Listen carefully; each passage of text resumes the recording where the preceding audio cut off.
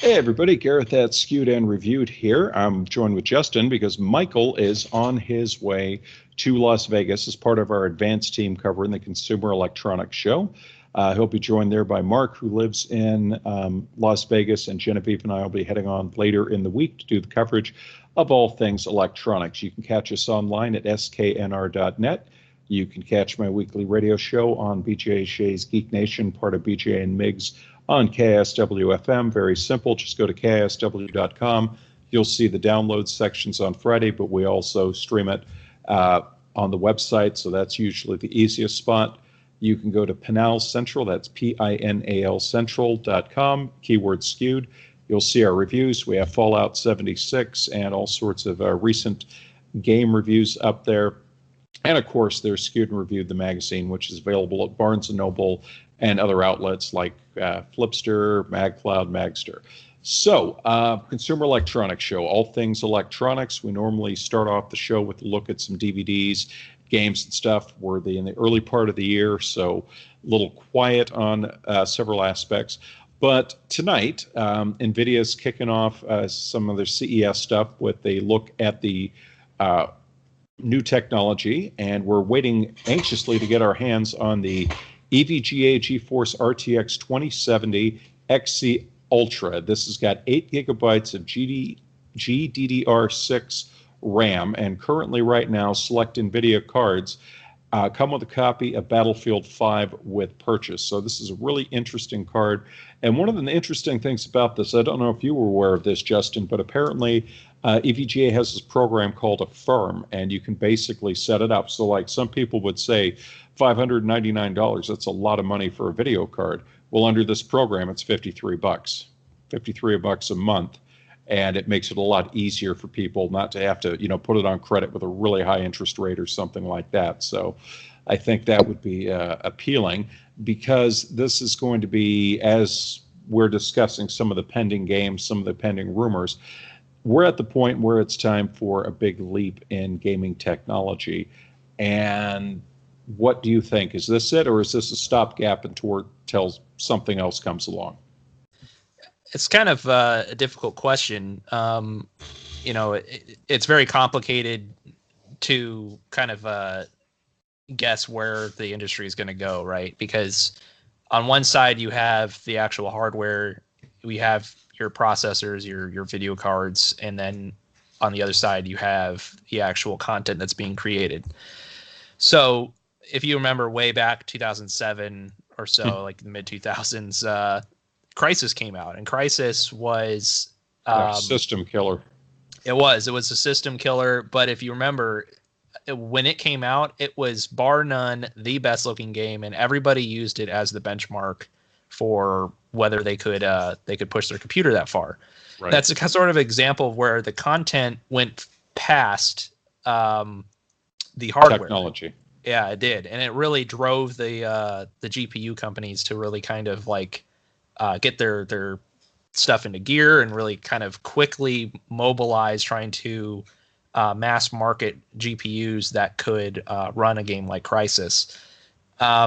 We haven't really had a game like Crysis since. We've had certainly lots of video games come out that are very good looking, that definitely push GPU technology, but ever since then, the last 10 years or so, there really hasn't been any one game or any several set of games that have really like been that great leap that Crysis was.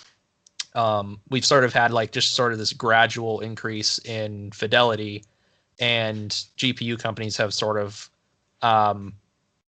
just been modestly increasing the power of their GPUs.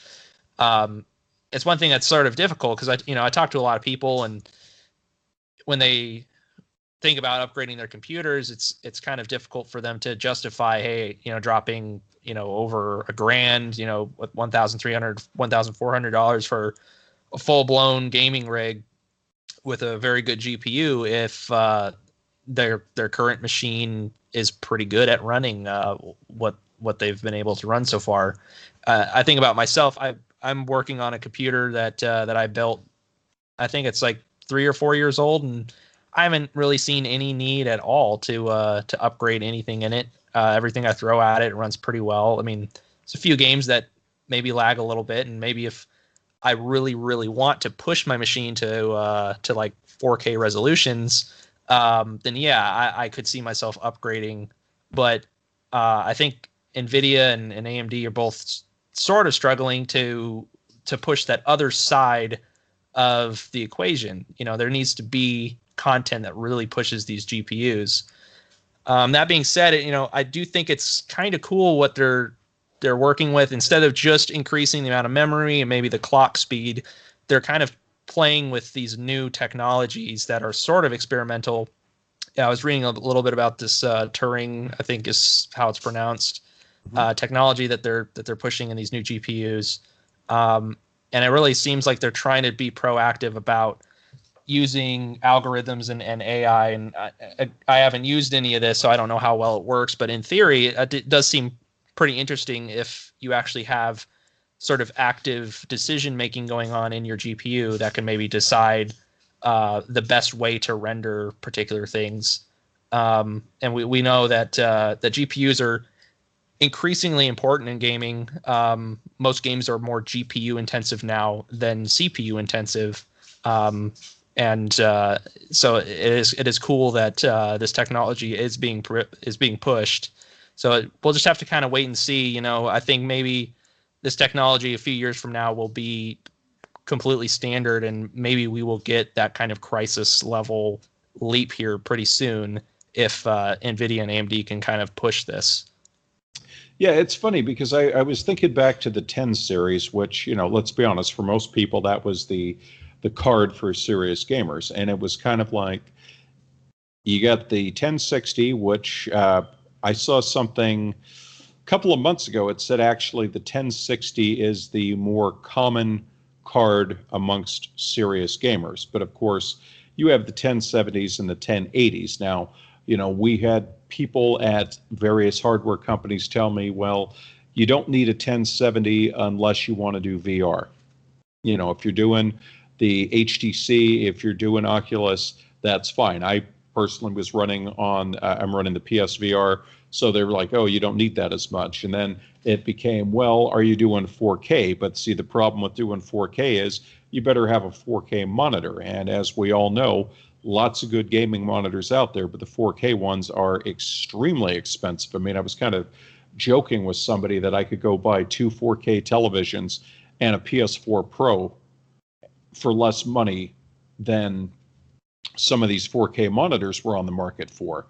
And, it always becomes the cart before the horse. And then, of course, we had the Titans where everyone said, this is the top of the line. This is the overkill card, as it were. You don't need it just yet unless you're doing some graphic processing and stuff. But anything on the market and anything for the foreseeable future, you're going to be able to run on max settings with this card.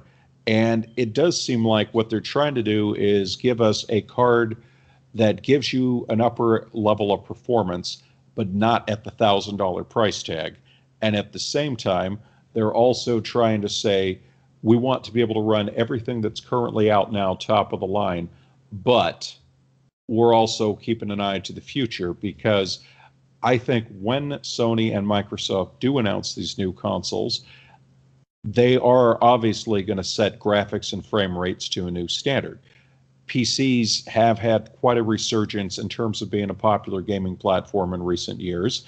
I personally think they've never gone away, but they have become more and more popular. I think this is going to, again, put the pressure on, okay, where can you take the new standard? Where can you take the new benchmark? So that brings us to our next topic, gaming. Now, we've talked a lot about Alien Blackout and what it could be, what it might be, what we wish it would be. And lately, we talked a few weeks ago about the 6 images that were posted from Fox. And now the official Alien social network site has been going really cryptic with these distorted video images and sound files in the last few days. So, Justin, why don't you kind of summarize what's going on and what you think this is all going to mean? Yeah, so as we mentioned last week, there were some sort of cryptic images that were of pretty high quality, sort of teasing something alien related as an announcement. And, we speculated maybe that there was going to be a Christmas announcement. I thought maybe that could have been possible just because there's been a history of that, but also have to keep in mind that Fox is now a subsidiary of Disney, and I imagine that we're sort of in a phase where current Fox projects that were done under Fox Studios, like when they were their own entity, are being finished out, and new directions will be set over the course of the next year or so. So I thought it was a bit hopeful to suspect like an Alien movie announcement on Christmas, but I was certainly hoping it myself. But lo and behold, they're still teasing something. So they're on Facebook. They are teasing something very specifically related to Amanda Ripley, who, as listeners should know, is the main character of the very good, very well done Alien Isolation video game by Sega a couple years ago. And we know that Amanda, who's Ripley's daughter, so this is Ellen Ripley's daughter, is going to be featured as the main character in a Dark Horse comic series called Aliens Resistance. But that's already been announced. Like Alien Resistance featuring Amanda Ripley, that's already a fully announced product. We know that's coming. So what are they teasing? What are they building up to? Is kind of the question right now. One of the key things people are focusing on is that there's a tagline to all of these teases that they're posting that says read, play, and watch. So the read portion we know is very likely referring to the Aliens Resistance comic that I was just talking about. But the play and the watch, those are very interesting terms. I mean, those obviously refer to either video games or a show or a movie for play and watch. We've talked a little bit in the past about Alien Blackout. This was something that Fox had trademarked late last year in reference to video gaming. And so the current assumption is that Alien Blackout is the game that Cold Iron Studios is making, because very early last year, Cold Iron Studios announced that they were working on an Alien video game that was going to be multiplayer, but they didn't announce the name of it. They just said it was going to be a multiplayer shooter, and it was in the Alien universe, and it was just part of a new initiative by Fox Interactive after they gained the rights back of the Alien franchise from Sega. But the thing, though, is that if all these read, play, watch taglines are referring to Amanda Ripley content, I wonder if maybe the Cold Iron Studios title, the multiplayer shooter, is not Alien Blackout. Maybe there's two games in development. I don't have any proof of this, but it would be kind of interesting if perhaps, if Sega didn't really think Alien Isolation was a financial success and they didn't want to continue the story of Amanda Ripley in a video game form, I wonder if maybe Fox disagreed. And we don't really know if Alien Blackout is referring to the multiplayer Cold Iron Studios title or if it's referring to something else. So I'm hoping that maybe we'll learn a little bit more about what exactly they're doing. It would be absolutely fantastic if there was a full-blown sequel to Alien Isolation. And that's ultimately what I'm hoping for. The more content, the better. If there are actually two games being made, that would be absolutely fantastic. The last part of this I wanted to also talk about is the watch part. So we've also mentioned on this podcast a couple of times about a potential rumored Alien TV show, and I'm guessing that this is probably what the watch part is talking about. This is my speculation. I think it is very soon for them to announce a movie, and I don't think they would announce a movie in this manner. I think a movie would probably be announced in a traditional manner, the way Prometheus or Alien Covenant were announced. So my guess is this watch part of this of this teaser is maybe referring to the show that was heavily rumored in the middle part of last year. Whether this is a live action series or a cartoon, we're not sure, but we'll have to kind of wait and find out. You know, it's very interesting. I was thinking about this morning, and I did see there was actually a precedent for something like this to be done. And I have to go back to Star Wars, back around the time of the Nintendo 64, when they had a little project called Shadows of the Empire. And Lucasfilm, now at that time, we are talking before any prequels, we're talking before the Disney acquisition, before the sequels. At that time, basically Star Wars was limited to what was already released, comic books, and video games, and of course the odd novel. And I remember that they built it up as a Star Wars event without the movie. And so we had a Shadow of the Empire video game. We had a Shadow of the Empire novel. We had a Shadow of the Empire soundtrack. There was all this merchandise and cross-universe stuff all tied in, and it had everything together other than the movie, because the whole premise had always been we put out a movie, we put out a book, we put out a soundtrack, we put out toys, we put out video games, we put out all that. Let's do it all around a unified thing, but let's just not do the movie this time out.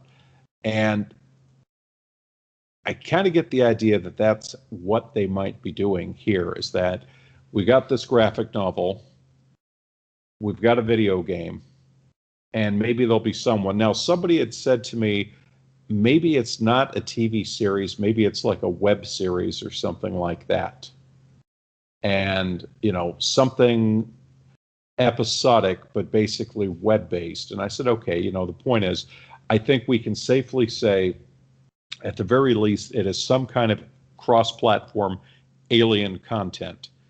And there does appear to be a game concept to it. So obviously, I think this is a good thing. Now, you had mentioned the shooter game, and I was checking through my notes. We got the press release on that last January. So that's a year ago that they basically just said, here's the studio. It's a first-person shooter, console, PC. That's it. Nothing. It's been a year, and we've not had a peep beyond that. So they are definitely getting to the point. We got PAX South coming up at the end of the month. I did not see either of them listed as participants in PAX South, but then again, it would not be the first time a studio came in at the last minute. I do remember very clearly Duke Nukem Forever was not on any of the meeting lists. They were not on any of the schedules, and lo and behold, there they were. And it was all walk-up appointments and everything like that. So interesting stuff. Now, swinging over, let's talk about more Disney news. Now, there's been a lot of talk today because the price of admission to the parks has gone up. The price of annual passes, the price of parking have gone up. And this is all in preparation for the pending new arrivals, Star Wars Galaxy's Edge, and then, of course, Marvel Land. That's the working title that we're going with. And part of this, and I don't want to turn this into a big diatribe against fans, but one of the problems, the park's been having just record attendance, and it's a big chunk of it is, as speculated, was a lot of this is the people with the annual passes who live around the area, who basically, pop in for a couple hours to hang out, or they come on a regular basis, which is kind of playing a little havoc with the capacity, where they've had days where they've had to basically shut the gates and say, okay, look, we can't let any more people in here until those come out. And of course, you have to look at it from folks coming in from the heartland who've been saving for a while to come, and this is their big trip, this is their vacation. They show up with all the kids, they're all excited, and all of a sudden there's this hour-long line just to get into the place, and everything's backed up, everything's crowded. You get inside, and it's 2-3 hour waits for some of the top attractions. And then, they've tried to combat this with max passes, where you could buy this service and do advanced get your fast passes on through your phone and your app instead of having to physically go up to the outside of the attraction, so on and so forth. Point of the matter is, demand for Disney is still higher than ever. And with the streaming service coming very soon, Disney studio chief Bob Iger has done some discussions, and he was talking with Barron's publication about the upcoming streaming service Disney Plus. Now, there have been we know that obviously The Mandalorian is in production right now. We've told that the Diego Luna, Cassian Andor series is going to start filming in October. And the streaming service is going to have some live action things. There's like a live action Lady and the Tramp coming and some other things. And one of the interesting things about it was Bob Iger was asked about the possibility of Star Wars films appearing on the streaming service, and he said that there are no plans to be releasing big budget movie blockbusters on the service, similar to like Netflix has been doing. Now, it's important to know things like, Bird Box is their film, but things like the Cloverfield Paradox, they did go out and acquire it, but they have films coming out like The Irishman, Six Underground, then Chronicles of Narnia boot, which are not low to budget fare. They've gone out and paid huge money to put theatrical quality productions into the works with top name talent, top name directors, and put it out there. And Disney has said, well, we're going to focus on low to mid budget fare.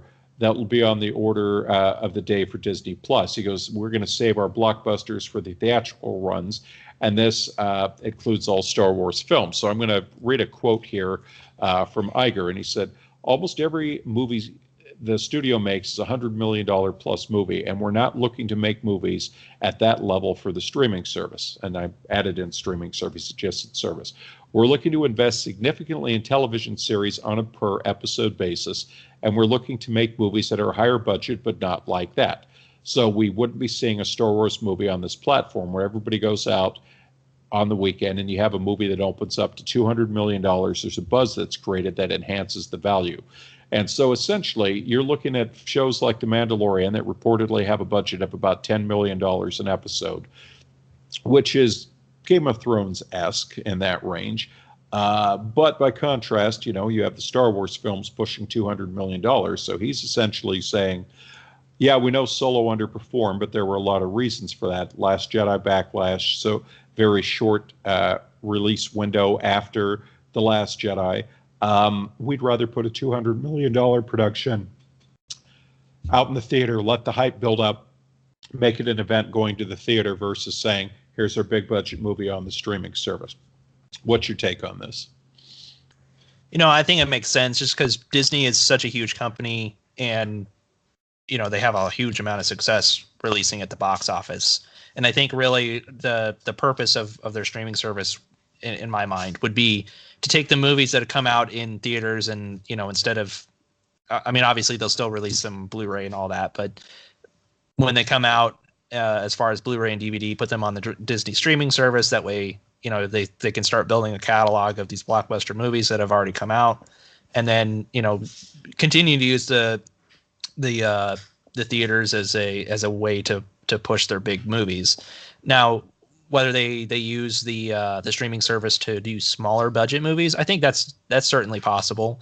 I think when they look at maybe some R-rated content, actually they've already announced that they probably won't have R-rated content at all on their streaming service, but at least not in the beginning. I mean, down the road, I could see them considering that to, expand the user base, but not at launch. I definitely don't see it at launch. I guess I more mean just me thinking about it. A lot of the properties they acquired from Fox, for instance, that they might not sell, that might be a little more mature, that they don't want to dedicate a huge budget for to release in theaters. Perhaps that's something that would be more appropriate for the streaming service if they figure out a way to do to separate their content by maturity. I'm sure they could probably figure that out. I could see the lower budget stuff being pushed onto the streaming service, but I certainly would. It would be very strange for Disney to release a very high budget movie only on the streaming service. this is a completely antithesis of Netflix.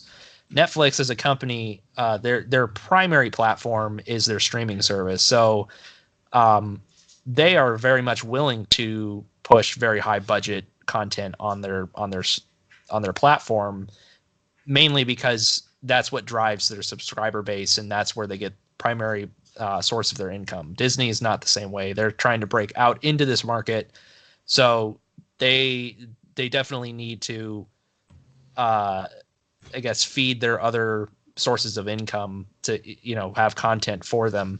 Disney is a very diversified company, and diversified companies they have to feed each sort of source of income with content.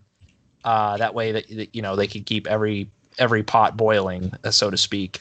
Netflix is different. Netflix right now, I could see them maybe pushing into other pots. That way, it is smart as a company to try to diversify. And Netflix, I could see them eventually pushing into try to, I don't know, have their company operate in other markets like theaters. And we have seen that a little bit where, they really kind of do it to try to get around the rules of the Academy to get a lot of their movies qualified for Academy Awards. They'll release some of their movies in just the very specifically correct amount of theaters in order to qualify. They do that sometimes, but eventually I could see them maybe pushing further into, if they have a very high budget movie, maybe it's on Netflix and theaters. It's kind of hard to say. Yeah, I think you're definitely, hitting it right where it counts on this, because they have a lot of content. I don't think they're going to be so quick to dismiss some of these franchises just because they're R-rated. I think they're going to take their time. They're going to take a look and see, because right off the bat, the first thing that they're going to have to do is they're going to have to combat people saying, "Oh no, another streaming service." And we've said this has been a hampering for Star Trek Discovery. It's on Netflix everywhere else in the world but in the United States. And people don't want to pay for CBS All Access. I can't tell you how many people that have said, "I'm just going to wait for the home video release," or, "I'm going to wait till they go through the season, then they offer you the free trial, and then I'm just going to go through, watch the whole thing, cancel it out, because then they'll offer me a free trial somewhere down the road, and I'll just come back then and try it. Then I don't want to pay $7 a month, $10 a month just to watch a TV series." And I think Disney is mindful of this. They've said it's going to be cheaper than Netflix, but I think they realize that people are going to be wary. So that's why they're coming out going, "Okay, so we're going to have these Marvel shows, and they've already announced the stars from the film series are going to be in them. If I remember correctly, we have something with Winter Soldier and Falcon. They have something with Vision and Scarlet Witch, and there's something with Loki already planned out. And of course, we've already discussed the 2 Star Wars things. There's new series coming. So they're trying really hard to, off the bat, to say, "Okay, look, we know that you're skeptical, but this isn't just an archive of old Disney stuff. We've got new and great stuff coming." And I think that's going to be the key. I mean, truthfully, for me, the Star Wars and the Marvel content is what is appealing and what drives me in. But if they decide to open up the archives and bring those live action shows from when I was a kid, and from, stuff I saw in reruns as a kid, like the Hot Lead and Cold Feet, the Apple Dumpling Gang, the old Gene Jones film, the young Kurt Russell films, all of those live action comedies, as well as some of the classic animation stuff that hasn't been seen for a while, then you've got something. And I think that's the biggest question mark going forward, is we know all about these new features that are in the works, as well as understanding there's several things they haven't announced. How much of the classic archives? Because that is what people want. How many of these old cartoons or these old TV shows, these old things from the wonderful world of Disney are we going to see? Compare that to the DC streaming service. Now, they've got their Titans, which has been their signature series, but then they have another live action show. They're working on Swamp Thing right now. they understand that right now some people are going to say, I'm going to wait till you have a few more shows, except for the diehards. So what do? They load that thing up with old TV shows. They've got it loaded up with the old animated shows like the Super Friends and that sort of thing. And they even brought old comic books out and said, here you go. Now, I could see the more casual person saying, it's a good start, but it's not enough to make me pay the money.